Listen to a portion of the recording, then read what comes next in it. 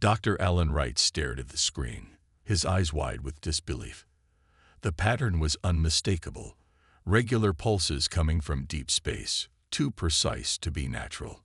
After 20 years of searching the stars for signs of intelligent life, he had finally found something. "Karen, you need to see this," he called out, his voice barely above a whisper. Karen Phillips looked up from her desk across the lab. As military liaison to the Global Space Initiative, she had seen many false alarms before. She walked over, coffee in hand, expecting another disappointment. "What am I looking at, Alan?" she asked, leaning over his shoulder. "Communication. Deliberate communication," he replied, pointing to the pattern on the screen. "It repeats every 74 seconds exactly. No natural phenomenon does that." Karen's face hardened. "Have you told anyone else?" "Not yet. I wanted confirmation first." "Keep it that way," she said, pulling out her secure phone. "I need to make some calls." Within hours, the small observation facility transformed into a hub of activity. Government officials and military personnel filled the rooms, and satellite dishes were redirected to focus on the mysterious signal. 3 days later, the world changed forever. The massive ship appeared without warning, sliding into Earth orbit as if it had always been there. Earth's military forces went on high alert, but the vessel made no aggressive moves. Instead, it broadcast a message in perfect English to every communications device on the planet. "People of Earth, we come in peace. We represent the Galactic Council, a union of civilized species. We wish to meet with your leaders." Global panic followed, but eventually Earth's major powers agreed to a meeting. Dr. Wright was selected as part of the scientific delegation, while Karen represented military interests. The meeting took place at a neutral location, a platform hastily constructed in international waters. The aliens called themselves the Zivnar, and their representative, High Ambassador Zex Torah, appeared almost humanoid except for blue-tinted skin and eyes that reflected light like a cat's. "We have watched your civilization with great interest," Zex Torah explained, its voice melodious and calm. "You have reached a critical stage of development. The Council offers protection and guidance to emerging species like yours." "What exactly does this protection entail?" Karen asked, her suspicion evident. "Resources, limited technology transfer, defense against hostile forces you cannot yet comprehend," the ambassador replied. "In exchange, Earth would join as a protected member of the Council, following certain regulations for your own safety." President Laura Bennett frowned. "And if we decline?" Zex Torah spread its four-fingered hands.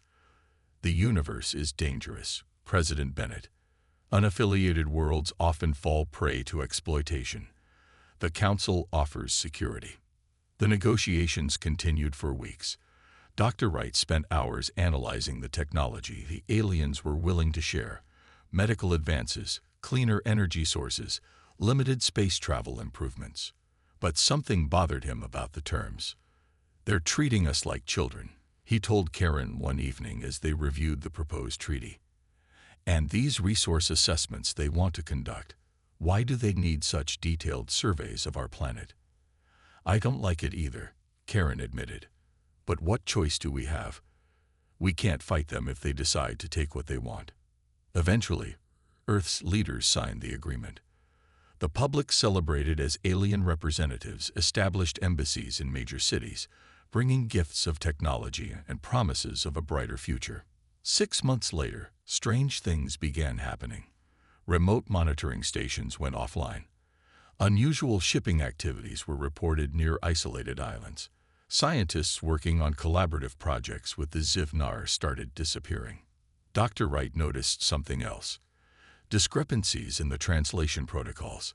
Words that initially translated as partnership now showed alternative meanings: acquisition, resource, harvest. When he tried to report his findings, he discovered his access had been revoked. That night, as he backed up his research at home, he heard a noise at his door. "Dr. Wright, we need to talk," said a voice he didn't recognize. Earth is in danger, and we need your help. Lieutenant John Miller carefully shifted the stack of classified documents across his desk, making sure to keep them away from the security cameras. For 3 months, he had been gathering evidence about the Galactic Council's true intentions on Earth, and what he discovered made his blood run cold. They never saw us as equals, he muttered to himself. The documents revealed that Earth had been classified as a resource world rather than a sovereign member of the Council. The Zivinar and other Council species had been harvesting Earth's unique minerals and biological specimens since their arrival, all while presenting a friendly face to the public. Miller had stumbled upon this information while working security detail at the Zivnar embassy. A misplaced data pad had contained files in alien script, which his military translator partially decoded before he was forced to return it. The glimpse was enough to start his investigation. A soft knock at his door made him quickly slide the documents into a hidden compartment in his desk. "Come in," he called. Dr. Alan Wright entered, looking considerably more haggard than when they had first met 3 weeks ago. The scientist glanced nervously around the room. "Are we secure?" Miller nodded. "Swept for bugs this morning. We're clean." "I've confirmed your suspicions," Wright said, sitting down heavily. "I managed to hack into their database using the access codes I still had from the initial technology exchange. Earth is listed as Acquisition Project ZN2247, not as Council Member E1 as we were told." "What about the disappearances?" Wright's face darkened. "They're taking our best minds.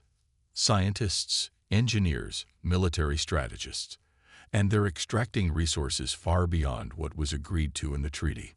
There's a facility in the Amazon that doesn't appear on any official maps.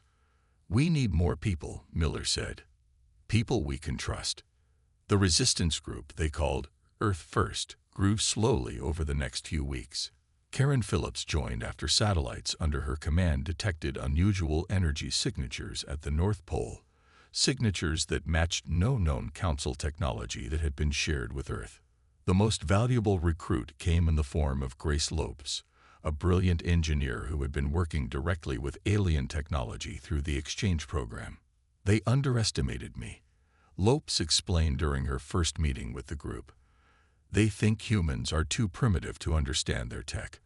I've been reverse engineering everything they've given us."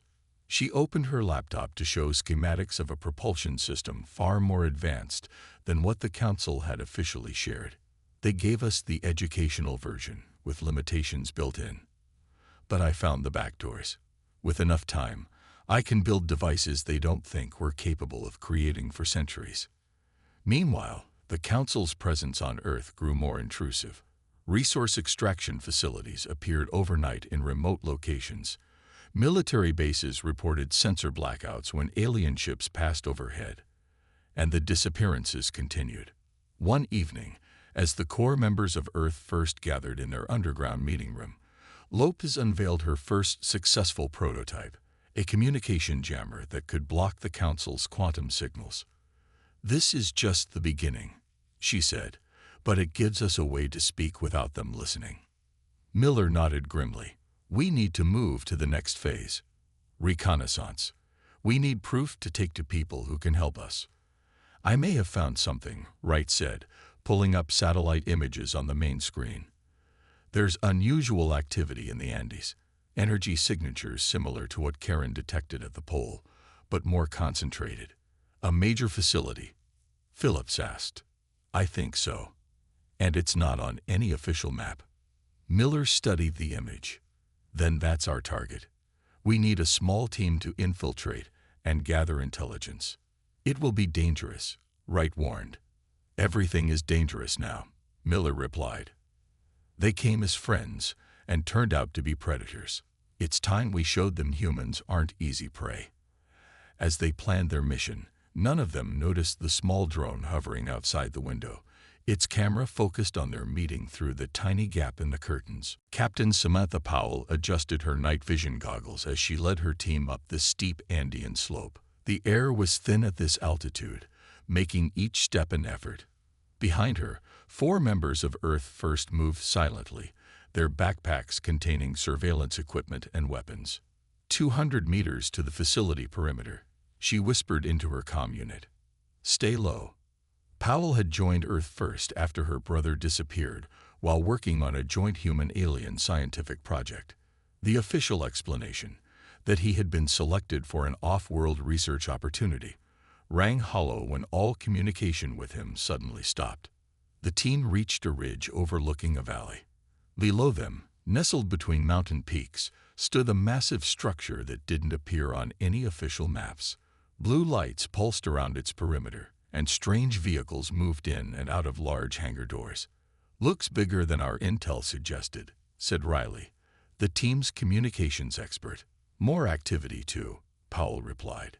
Set up the scanner here. As Riley unpacked a device Lopes had created, Powell studied the facility through high-powered binoculars. The main building resembled a giant hexagon, with smaller structures surrounding it. Security seemed minimal. The Council clearly didn't expect humans to discover this remote location. Scanners getting readings, Riley reported. Heavy energy signatures, material movement, and life signs. Lots of them. Human. According to these readings, yes, at least 200. Powell's jaw tightened. 200 humans who officially didn't exist. We need to get closer. Get visual confirmation of what's happening inside. The team moved down the slope, using the rocky terrain for cover. They bypassed the first security perimeter using a device that mimicked Council authorization signals, another of Lopez's creations. We have 90 minutes before that spoofer fails, Powell reminded them. Quick in and out. They reached a ventilation shaft on the facility's eastern side. While 2 team members stood guard, Powell and the others slipped inside. The metal tunnel was cramped but navigable, leading them deeper into the complex.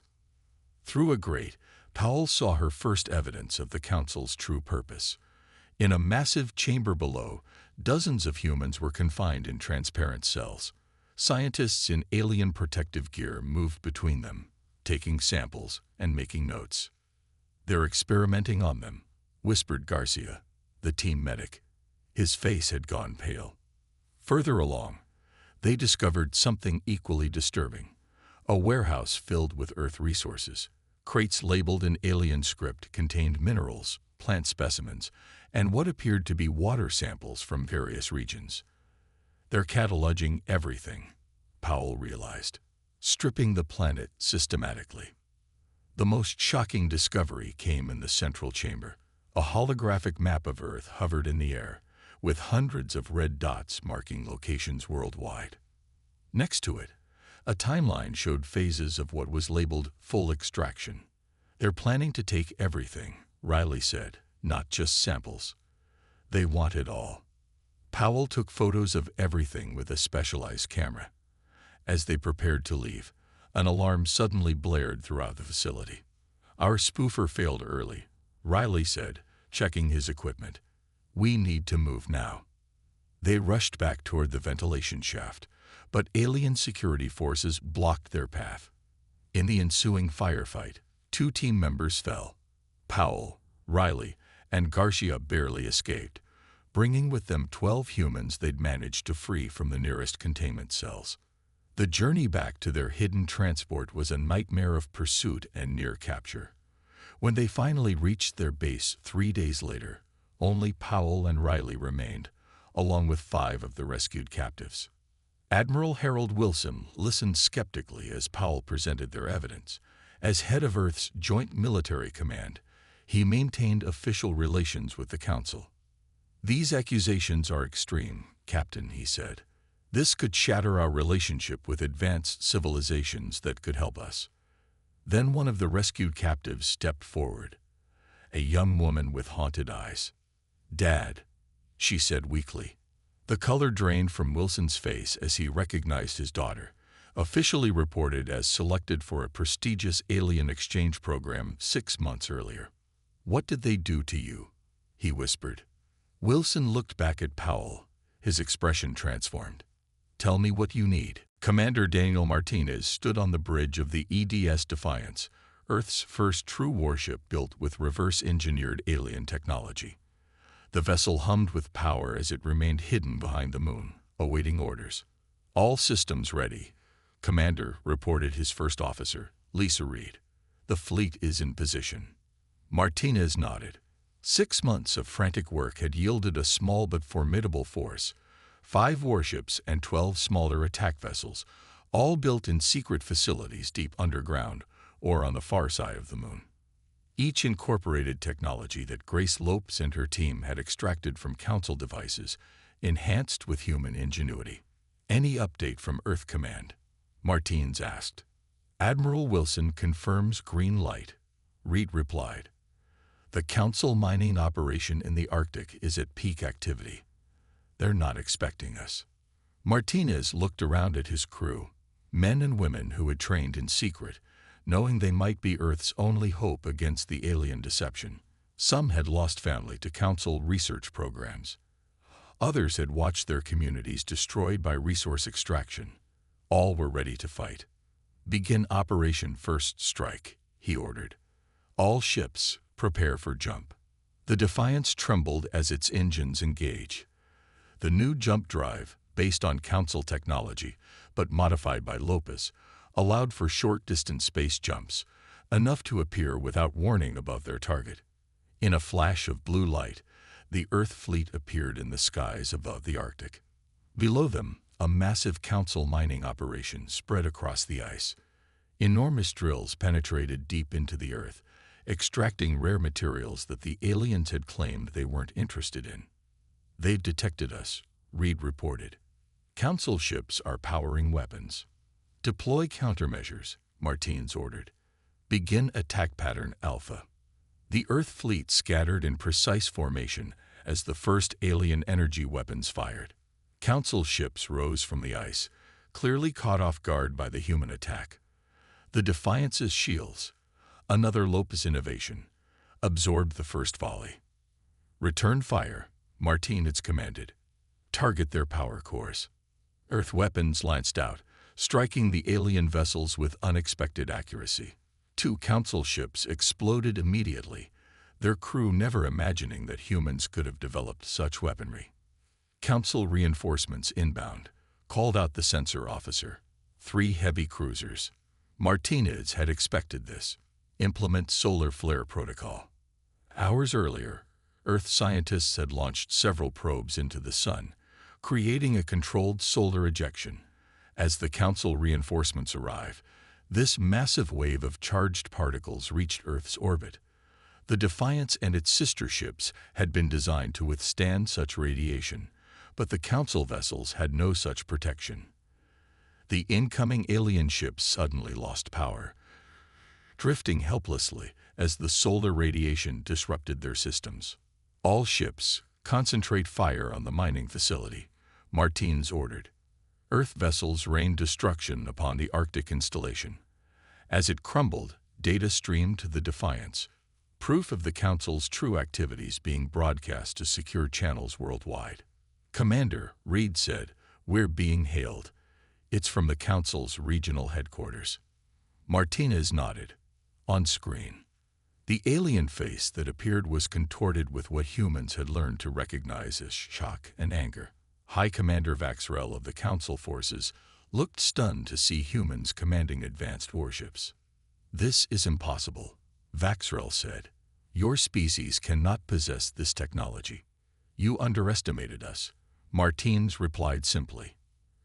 "Earth hereby rejects all agreements with the Galactic Council. We are not your resource world. We are not your laboratory. We are a sovereign planet, and we demand that all Council forces leave immediately. You have no authority. We have the authority of a free people defending their home." Martinez interrupted. "Your mining operations are destroyed. Your ships are disabled. Leave or face the consequences." The alien's face darkened. "The Council will not tolerate this rebellion. Our punitive fleet will reduce your cities to ash." Martinez smiled grimly. "We'll be waiting." As the transmission ended, cheers erupted across the bridge. The first battle had been won, but a greater conflict loomed.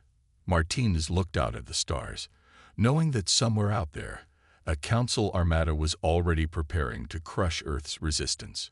"Send word to Admiral Wilson," he said. "Phase 1 complete. Begin preparations for the defensive line." The Earth's first strike against its would-be conquerors was successful, but the real war had only just begun. The massive chamber of the Galactic Council echoed with angry voices. Representatives from 27 spacefaring civilizations shouted over one another as images of destroyed mining facilities and disabled warships played on the central display. The human attack had caught them completely by surprise. How did primitives develop this level of technology? Demanded Counselor Ms. Baer of the Vorn Collective. We carefully controlled what was shared with them. High Chancellor Dres, the ancient leader of the Council, raised a gnarled hand for silence. The chamber gradually quieted.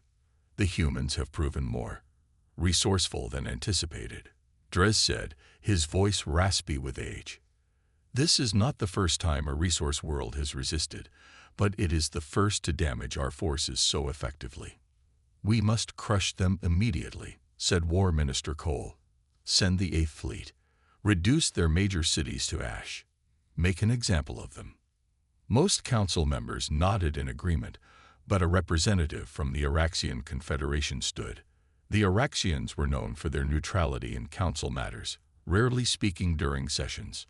Perhaps we should consider why humans fought back, the Araxian said calmly. Our initial reports classified them as cooperative. What changed? They discovered the truth, Dres replied dismissively, as all resource worlds eventually do. The difference is their unexpected technical aptitude. The 8th Fleet will handle this rebellion. This session is adjourned. Dr. Olivia Blackwell stepped carefully through the abandoned subway tunnel. The meeting location had been chosen for its natural shielding from detection. Behind her walked Admiral Wilson and 2 armed guards. Are you sure this alien contact can be trusted? Wilson asked quietly. No, Blackwell admitted. But the message came through the secure channel Grace created. Nobody outside Earth First should have access to it. They reached an old maintenance room. Inside, a tall, slender figure waited. Its skin was pale green with a pattern of darker spots. 4 eyes blinked at them from an otherwise humanoid face. I am Nex Era of the Araxian Confederation, the alien said in perfect English. My people wish to open secret communications with Earth. Why would you help us? Wilson demanded. You're part of the Council. We are members, not supporters, Nex Era replied. The Araxians were once like you, classified as a resource world, our planet stripped of its natural wealth. We fought, lost, and eventually gained membership as a means of survival. The alien handed Blackwell a small device. This contains technical specifications for Council defense systems and the movements of their punitive fleet. They plan to attack your world in 7 of your days. Wilson studied the alien suspiciously. What do you want in return? Change, Nex Era said simply. The Council has grown corrupt. Many worlds suffer under their resource classification.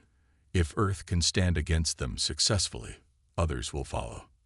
Around the world, Earth prepared for war. The Global United Earth Defense Force formed from military units of all nations. Former enemies now trained together, their differences forgotten in the face of alien aggression. Grace Lopes worked tirelessly with her team, incorporating the Araxian intelligence into Earth's defenses. Her greatest achievement, a planetary shield system, was installed in secret facilities worldwide. We can't stop their ships from reaching Earth, she explained to the EDF Command Council, but we can protect our cities when they attack. On the 7th day, the Council fleet arrived. 50 massive warships taking position around the planet. Their message was simple: surrender or be destroyed. Earth's response was defiance. The alien bombardment began, powerful energy weapons targeting major cities across the globe. Millions watched in terror as the blasts descended, then gasped as shimmering blue shields appeared, absorbing the devastating attacks. In orbit, Commander Martinez led Earth's small fleet in hit-and-run attacks against the Council Armada. They couldn't win through direct confrontation, but they could disrupt the enemy's coordination. Shield generators holding at 82% capacity, reported an officer in the London Defense Center. But they won't last forever. Admiral Wilson nodded grimly. They don't need to. They just need to hold long enough. For what? Asked a Chinese general. Wilson looked at the tactical display showing Earth's defensive position. For us to convince the Council that taking Earth will cost more than they're willing to pay. Admiral Wilson stood before the holographic display showing the Galactic Council's primary shipyard. Intelligence from the Araxians had revealed this critical facility in a distant star system, the production center for the Council's most powerful warships. This is where we strike next, Wilson announced to the gathered commanders of Earth's fleet. Not a raid, not a defensive action, but a full offensive into Council territory. Murmurs filled the war room. Until now, Earth had focused on defending its borders and disrupting Council operations near the solar system. An attack deep into enemy space seemed impossibly bold. Our intelligence suggests the Council still doesn't respect our capabilities, Wilson continued. They believe our technology is stolen, not understood. They don't expect us to have the range or coordination for a deep strike. Commander Martinez studied the shipyard schematics. Their defenses are formidable, but focused outward, against conventional attacks. Wilson replied. Dr. Lopes has developed something they won't expect. Grace Lopes stepped forward, activating a smaller hologram showing a device barely larger than a coffee cup. This is the FTL disruptor, she explained. It creates a field that prevents faster-than-light communications within its range. The Council relies on quantum entanglement for instant coordination between their forces.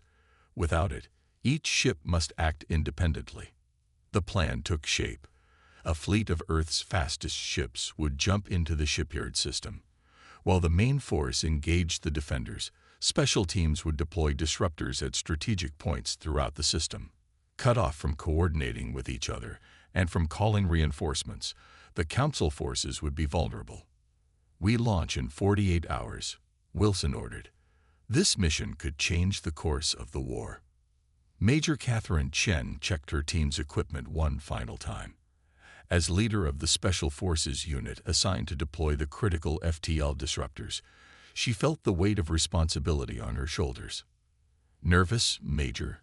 Asked Sergeant Garcia, her second in command. Focused, she replied. This is what we trained for.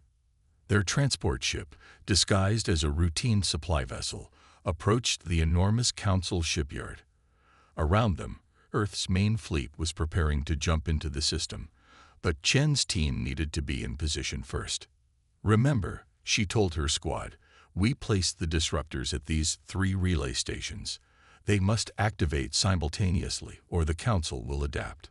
The transport docked at a maintenance bay, and the team moved out, their armor designed to mimic Council security forces. Years of studying alien movement and behavior patterns had prepared them for this infiltration. They split into 3 groups, each heading for a different communication relay.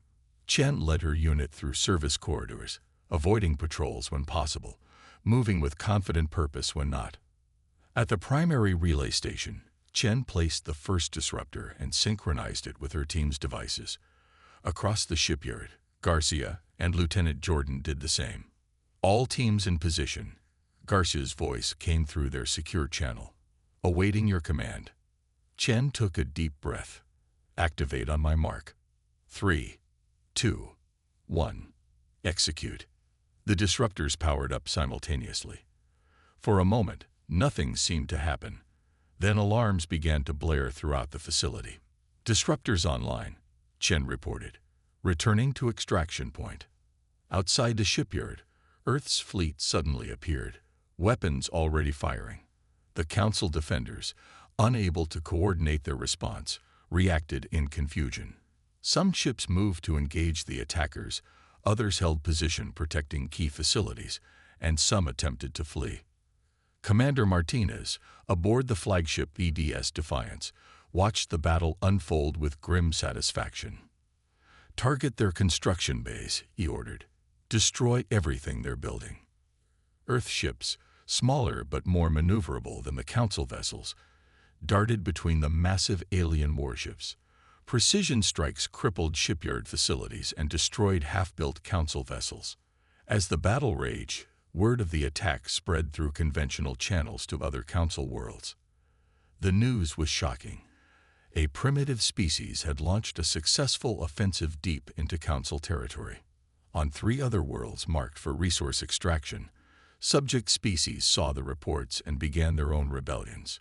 Council forces, unable to coordinate a unified response due to the spreading use of FTL disruptors, found themselves fighting on multiple fronts. Chen's team fought their way back to their transport vessel, the disruptors left behind to continue blocking communications. As they lifted off, she watched through the view screen as Earth's fleet systematically demolished the Council's primary shipbuilding. The Great Hall of the Galactic Council stood empty, its ornate chambers silent for the first time in thousands of years. High Chancellor Drez's throne lay toppled, symbolic of the regime's fall. Through the massive windows, ships from a dozen worlds formed a protective ring around the Council homeworld, no longer enforcers of the Council's will, but guardians of a new beginning. Dr. Alan Wright walked slowly through the hall, remembering how this conflict had begun just 18 months earlier, with unusual signals detected at his small research facility. Now he stood in the heart of a galactic civilization in ruins. "Still hard to believe, isn't it?" said Admiral Wilson, joining him. Wright nodded. From first contact to leading a galactic coalition, humanity moved faster than anyone expected. "Too fast for the Council to adapt," Wilson replied. "Their arrogance was their downfall. They never truly understood us." The 2 men made their way to the central chamber, where representatives from 23 worlds had gathered. Some were former Council members who had joined Earth's rebellion. Others were liberated resource worlds, tasting freedom for the first time in generations. All looked to Earth with a mixture of respect and curiosity. Grace Lopes stood at a control panel, preparing to display the evidence she had compiled. For months, her team had gathered and analyzed data from Council archives, evidence of systematic exploitation spanning centuries. "Are we ready?" Wright asked her. "Almost," Lopes replied. "Just retrieving the final files from the secure vault." The final battle for the Council capital had been brutal. Commander Martinez had led the Earth fleet against the remaining Council loyalists in a desperate clash.